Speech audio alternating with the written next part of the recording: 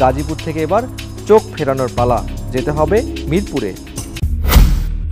জাকির হোসেন, তাকে অনেকে চেনেন কালা জাকির নামে। তার বিরুদ্ধে চাঁদাবাজি, মাদকসহ 11টি মামলা রয়েছে। জেলও খেটেছেন 6 বারের বেশি। এ নিয়ে বিভিন্ন গণমাধ্যমে একাধিক রিপোর্ট হয়েছে। তথ্য বলছে 2014 সালে সাংবাদিকতায় নাম লেখান জাকির। এরপরই শুরু হয় সাংবাদিকতার নাম ভাঙিয়ে অপকর্ম। মিরপুরে এমন কোনো হোটেল, মাদক ব্যবসায়ী নেই যারা এই জাকিরকে চাঁদা দেয়নি। 2019 সালে মাছরাঙা টেলিভিশনের মাইক্রোফোন ব্যবহার করে প্রতারণা করেছেন এই জাকির। এখন তিনি মিরপুর রিপোর্টার্স ক্লাবের সভাপতি। তার অধীনেই রয়েছে মিরপুরের গ্রিন ভিউ আবাসিক হোটেল, যেখানে অবৈধ কর্মকাণ্ড চালানো হয়। জাকির মিরপুর রিপোর্টার্স ক্লাবকে ব্যবহার করেন সালিশি কেন্দ্র হিসাবে। শুধু তাই নয়, এই ক্লাবের সভাপতি জাকির পরিবহন ব্যবসায়ী শাহিনের পাওনা টাকা তুলে দেবার নাম করে তার কাছ থেকে নিয়েছেন টাকা। প্রেস ক্লাবের যে জাকির ভাই, উনি ছিল, ইসরাফিল ভাই ছিল, মনির ভাই ছিল। বলছে আপনি আমাদের টাকা দেবেন হলো 30,000, আর বাকি 40,000 আপনি নেবেন, আমরা 70,000 টাকা উঠিয়ে দিই। পরে বললাম যে তাহলে আমাকে টাকা আমাকে ফেরত দেন, যেহেতু টাকা উঠে দিতে পারেন না, সে টাকা আর ফেরত দিচ্ছে না। এসব অভিযোগের বিষয়ে জাকিরের সাথে কথা বলা দরকার, কিন্তু দফায় দফায় যোগাযোগ করা হলেও তাকে পাওয়া যায়নি। কথা হয় ক্লাবের সাধারণ সম্পাদক সহ অন্যান্য সদস্যদের সাথে। কিভাবে মানে এতগুলো মামলা থাকার পর আপনারা কিভাবে আপনারা ক্লাবের সভাপতি করবেন? মামলার বিষয়ে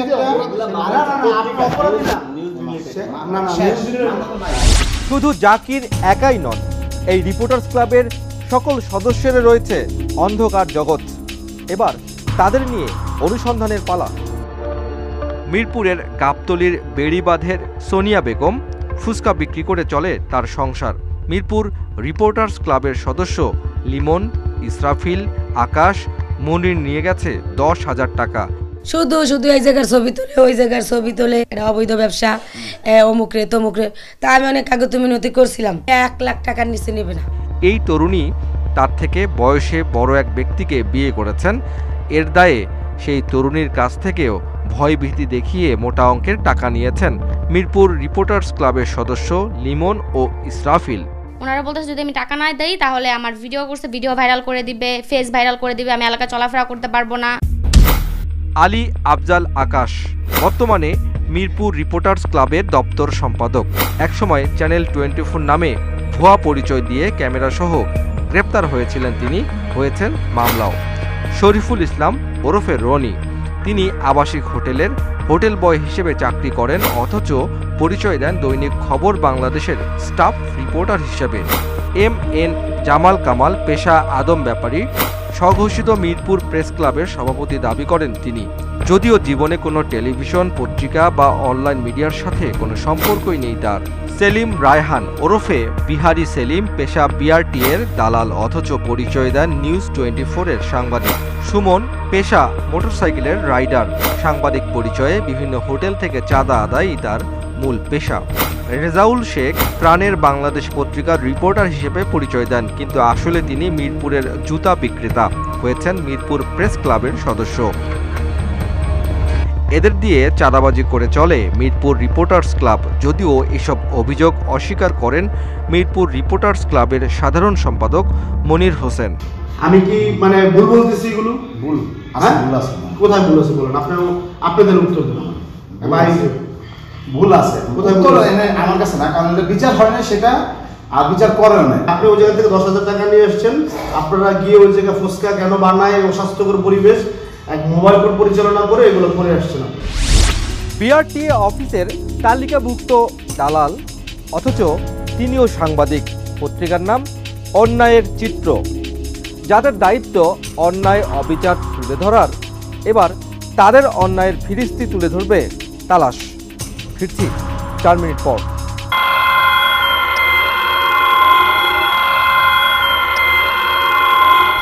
সড়কের পাশে বিক্রি করেন খাবার, আর সেই খাবারের জনপ্রিয়তা বাড়লে খাবারের দোকানের উপর চোখ পড়ে অন্যায়ের চিত্র পত্রিকার সাংবাদিক শাহিনার। মিরপুরের একটি পত্রিকা অন্যায়ের চিত্র, এই পত্রিকার প্রধান প্রতিবেদক পরিচয় দেন জান্নাতুল ফেরদৌস শাহিনা। সহযোগী হিসেবে থাকে শিউলি নামের আরেক সাংবাদিক। এরাই হাসানের খাবারের দোকানে চাঁদা দাবি করেন। ভয়ভীতি দেখিয়ে কয়েকবার নিয়েছেন চাঁদা। সাইনা মানে উনি সাংবাদিক, মানে 10-15 জন ক্যামেরা মোবাইল মানে সবাই আমার ভিডিও নিস, নাহলে উনি অনেক রিপোর্ট করবে, এ করবে ও করবে, মানে নানান একটা ভেজালে ফেলতেছিল আমারে। পরে লাস্টে কয়ে বিলে 15,000 টাকা আমরা দিছি। একইভাবে জমি নিয়ে বিপদে পড়েছিলেন মিরপুরের রানু মণ্ডল। জান্নাতুল ফেরদৌস শাহিন আর শিউলি আক্তার, এই দুইজন নাকি সাংবাদিক, যমুনাতে নিউজ করবে, 71-এর নিউজ করবে, সংবাদ সম্মেলনের জন্য আমার কাছ থেকে 2.5 লাখ টাকা নিল। একটা রিপোর্টই করেছি তার পক্ষে, তারপরে যখন সে তার দালিলি তথ্য প্রমাণগুলো সে আমাকে দিতে ব্যর্থ হয়েছে, আমি সব নিউজ করা বন্ধ করে দিয়েছি। রিপোর্টার সিনিয়র সংবাদ সম্মেলন আমি করিয়েছি। কত টাকা খরচ করেছেন? সেখানে মনে হয় ওনার 90,000 টাকার মতো। 2.5 লাখ টাকা দিচ্ছে আপনাকে। সেরকম যদি দালিলি কোনো প্রমাণ তার কাছে থাকে অবশ্যই সে সেটা সাবমিট করবে। অন্যায়ের চিত্র পত্রিকার উপদেষ্টা আলিয়া রাফি রতন, তার প্রধান পেশা বিআরটি এর দালালি। কয়েক দফা গ্রেপ্তারও হয়েছেন তিনি। তার অন্যতম সহযোগী গোলাম রব্বানী। আমি তাদের সাথে আইসা টুকিটাকি তাদের সাথে কাজকর্ম করি, আমি কাজকর্ম লিপ্ত, আমি আর এই কম্পাউন্ডে আসবো না, আমি কথা দিলাম। এবার এই পত্রিকার সাংবাদিকদের সাথে কথা বলা দরকার, তবে সব অভিযোগই অস্বীকার করেন তারা। সে যে বিএটিতে দালালি করছে, আমার জানা মতে তখন এটা ছিল না, আমার নলেজে ছিল না। ভুয়া সাংবাদিকদের নিয়ে অনুসন্ধান করতে গিয়ে আমাদের কাছে খবর আসে তালাশের নাম পরিচয় ভাঙিয়ে অপকর্ম করছে কিছু মানুষ। তাদের মধ্যে অন্যতম হচ্ছেন হারুন ও রশিদ। শুধু হারুনই নন, তার মতো করে অনেকেই তালাশের জনপ্রিয়তাকে পুঁজি করে চাঁদাবাজির পথ হিসেবে বেছে নিয়েছেন। আপনাদের জেনে রাখা ভালো যে তালাশ একমাত্র ইন্ডিপেন্ডেন্ট টেলিভিশনেই প্রচারিত হয়, আর দেশের কোথাও তালাশের কোনো প্রতিনিধি বা অফিস নেই। হারুন অর রশিদ পরিচয় দেন সিনিয়র সাংবাদিক হিসেবে, থাকেন মিরপুর এলাকায়। তিনি কোন পত্রিকায় বা কোন মিডিয়ায় কাজ করেন তা কাউকেই জানান না, তবে বিভিন্ন পত্র পত্রিকা বা টেলিভিশন চ্যানেলের কথা বলে হুমকি ধামকি দিয়ে নাস্তানাবুদ করেন সাধারণ মানুষকে। সম্প্রতি মিরপুরের একটি ডেভেলপার কোম্পানিতে ফোন দিয়ে কাজ বন্ধ করে দেবার হুমকি দিয়েছেন এই হারুন অর রশিদ। এ বিষয়ে জানতে তাকে ফোন দিলে তিনি উল্টো তালাশের রিপোর্টারকে হুমকি দেন। আমার নিজেরও পত্রিকা আছে, আমি 7-8টা টিভি চ্যানেলে আমি বলি তালাশ, উন্মোচন, যত টিভি চ্যানেলে ক্রাইম প্রোগ্রামগুলো হয়, যে ভিতরে বিষয়বস্তুগুলো দেখেন, এগুলো সব আমার ফাইল। নারায়ণগঞ্জ হলো আরেক ভুয়া সাংবাদিক তৈরির আতুরঘর। নিউজ 24-এর মতো হুবহু নিউজ 21 নামের লোগো বানিয়ে মানুষকে বিভ্রান্ত করছে আরেকটি চক্র। দুলাল ওরফে টিপু নিউজ 21 নামের IPTVর পরিচালক পরিচয় দেন। একই টিভির প্রতিবেদক পরিচয় দেন সাদাত মিজি। ইচ্ছামতো প্রেস কার্ড বানিয়ে কেউ ক্রাইম পেট্রোল, কেউ আবার তথ্য অনুসন্ধানের সাংবাদিক থেকে সম্পাদক পরিচয় দেন। মিরপুরের মুক্ত বাংলা শপিং মল 6 তলায় শাহাবুদ্দিন খান ব্যবসা করেন বিদেশে লোক পাঠানোর, কিন্তু সরকারি অনুমোদন না নিয়েই BD24 ক্রাইম নামে খুলে বসেছেন চ্যানেল, বানিয়েছেন মাইক্রোফোনও। ট্রায়াল বেসিসে কাজ করছি আমরা, এটা ডিসি অফিসে আমাদের এটা সাবমিশন আছে। এবার তালাশের নামে কি হচ্ছে তা দেখে আসা যাক। গাজীপুরে তালাশের সদস্য বলে পরিচয় দেন রাকিব। সে ছাড়াও 6 জন প্রতিনিধি রয়েছে তার টিমে। তারা কেউ মাছ বিক্রি করে, কেউ আবার চালান CNG অটোরিকশা। এছাড়া দৈনিক ক্রাইম তালাশ, অনলাইন তালাশ, তালাশ নিউজ 24, অপরাধ তালাশ, ক্রাইম তালাশ প্রতিদিন, তালাশ সিলেট, তালাশ বান্দরবান নামের একাধিক ফেসবুক গ্রুপ রয়েছে সামাজিক যোগাযোগ মাধ্যমে। অপেশাদার আর চাঁদাবাজ সাংবাদিকদের দৌরাত্ম্য যখন চরমে, তখন নিঃসন্দেহে বিতর্কের মুখে পড়তে হয় মূলধারার গণমাধ্যম কর্মীদের। এই যখন অবস্থা, তখন কি উদ্যোগ গ্রহণ করছে তথ্য ও সম্প্রচার বিষয়ক মন্ত্রণালয়? সেই প্রমাণ আমাদের সামনে আনা হোক। আলম হাসান বিভিন্ন নারীর আপত্তিকর ভিডিও সংগ্রহ করাই তার একমাত্র পেশা। সেখানে আবার উস্কানিমূলক মন্তব্য করে ছেড়ে দেন ফেসবুকে, যার একমাত্র উদ্দেশ্য ভিউ বাণিজ্য।